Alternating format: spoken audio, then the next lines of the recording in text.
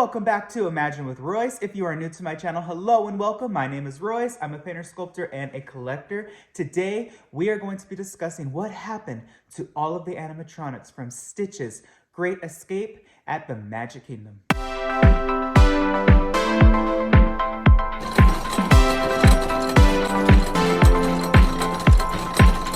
Alright, so whenever I think of Lilo and Stitch, I think of an extremely popular movie. It even had a series on Disney Channel, if you know, you know. And it's now even getting a live action adaptation of the animated features. So it's an extremely popular movie. Stitch is by far more than likely one of the top 10 most popular Disney characters in history. I always see him up there, right up there with Ariel and Winnie the Pooh. So I was surprised to see and hear that Stitch's Great Escape was closing when it did. I honestly had the opportunity to experience this attraction, and anything Alien Encounter, which was its predecessor, it's an extremely specific ride, vehicle experience situation, right? You're in a theater, things come down on your shoulders, you smell things. So it has a really good opportunity to be something like, I don't know, like Zootopia, I could see, like the little critters bouncing on your shoulders and you hear them giggling or something. It has potential, but for whatever reason, Stitch did not work out. So let's start with the animatronics in the lobby.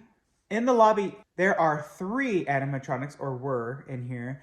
Most notably probably would be the host and then Skippy. I don't know what the other one was with the big buck teeth, but these were all aliens. The 2 aliens in the tubes, and then the robotic alien host in the middle was definitely a really fun introduction to what you were about to experience. I liked hearing the narration, and you really felt like you were kind of like Rise of the Resistance. You've been captured, you've been taken somewhere else into a different world. It fit really well with Tomorrowland.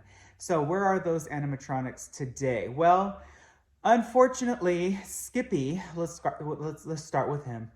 He has been deferred, which is very interesting to me because anytime an animatronic is deferred or declothed or deskinned in the shop, it's because they need to get in there for parts, for pieces, for some sort of maintenance on the figure. So with this attraction having been closed and seeing him with no fur tells me only one thing, that he was scrapped for pieces. I'm sorry, y'all, and ultimately destroyed. I am very disappointed to report that. Also, the host was abandoned and destroyed along with the other alien as well. I'm sad to see not one of these survived. I'm honestly shocked and quite disappointed, but now let's jump into the theater. The theater obviously was home to Stitch. Stitch's animatronic, first and foremost, no matter what happened to him, was impressive. His movements, his ability to like dodge bullets, and his laughter. There were so many mechanisms to his hands and his ear movements and the blinking and his teeth. It was just an impressive animatronic for its time, right? I mean, nobody can deny that. Which makes me wonder why Disney didn't save him for the archives. Stitch did not escape. He was left basically to rot. And it's very unfortunate, and I'm very sad to report that. But Stitch did not survive either. He was left in the theater for quite a while and ultimately dismantled, taken apart, and destroyed. So none of them survived. Why is that? Is this because Disney had no future plans for any of these figures? Because if that's the case, then why do they save some animatronics? I believe it was a communication situation where nobody really was able to nurture or maybe care about those characters, but even still, there was a price on these animatronics. Obviously, if these were to be sold at auction, they would sell for a substantial amount of money. So why didn't they sell them, save them, or, move them? I don't know. I really don't know what Walt Disney World Maintenance and the Imagineering team on the Florida site were thinking, but obviously something happened. I don't know what, but ultimately we know the end of Stitch's Great Escape.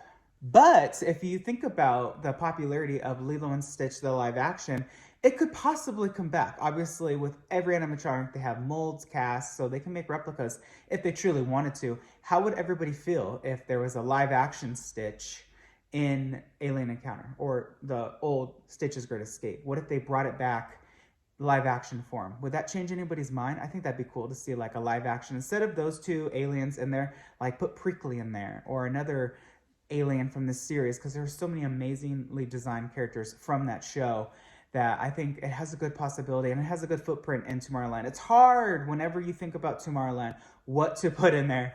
Aliens are kind of futuristic, right? Still, we still believe that we'll meet them or encounter them someday in the future. Some people already have encountered them, so they've been told. I'm not going to obviously argue with anybody, but I think that it would be a great re-addition to Tomorrowland. I loved the show. I'm very sad to see it go, but that was a great question. And if you have any other questions, feel free to drop a comment in the comment section below, and I may answer it in an entire new video. Until next time, dreamers, always remember not only to follow your dreams, but to chase them. I'll catch you in the next one.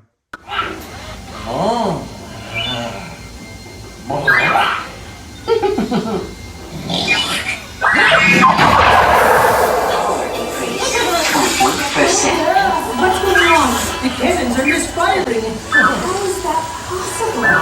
It seems to be something that Christmas doing.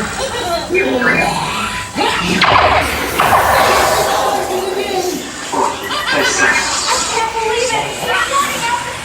It's shorting out the system.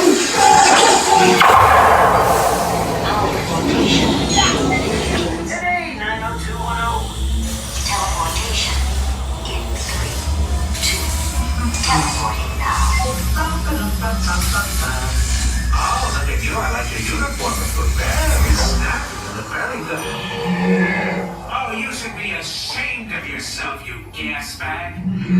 Well, I have no choice but to send you to your cell. And this time, with no milk. You understand?